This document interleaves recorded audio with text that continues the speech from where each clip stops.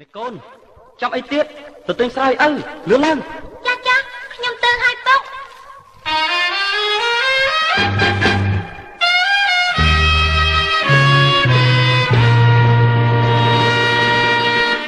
នាងទៅណាក្រោមសូរិយាថ្លាថ្លាទិញស្រាយឪបើកុំសង្ស័យបើយឺក៏បាយទិញចូលមកសិនមកយកកូនក្តាមមួយពីរជូនកូនក្លានត្រាណាស្រនារីក្តាមកូនគីកូនត្រីក្រឹមក្តាលឿនឡើងរឿងកំបងអង្គញ៉ាំដាក់ក្នុងថងភ្លាមញ័រក្តាមញ៉ាំត្រីកូនឪក្លានត្រាអញអត់ចាំហូបផ្លែល្ងាចជួមគ្នាទៅស្លៀកយល់ដន10មេអើកូនត្រង់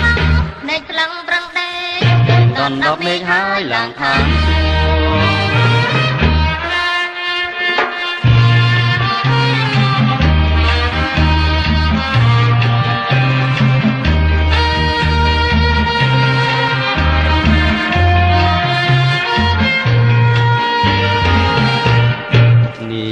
ទៅណាក្រោមសូរិយាថ្លាថ្លាទិញស្រាយឪបើកុំសង្ស័យបើយឺក៏បាយទិញចូលមកសិនមកយកកូនក្តាមមួយពីរជូនកូនក្លែមត្រាណាស្រនារីក្តាមកូនគីកូនត្រីក្រឹមក្តាលឿនឡើងកំបងអង្គញ៉ាំដាក់ក្នុងថងភ្លាមញ័រក្តាមញ៉ាំត្រីកូនឪក្លានត្រាអញអត់ចាំហូបផ្លែ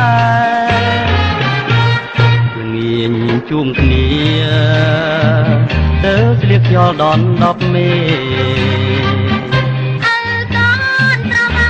នៃក្លឹងប្រឹងដេកដន10មេហើយឡើងថា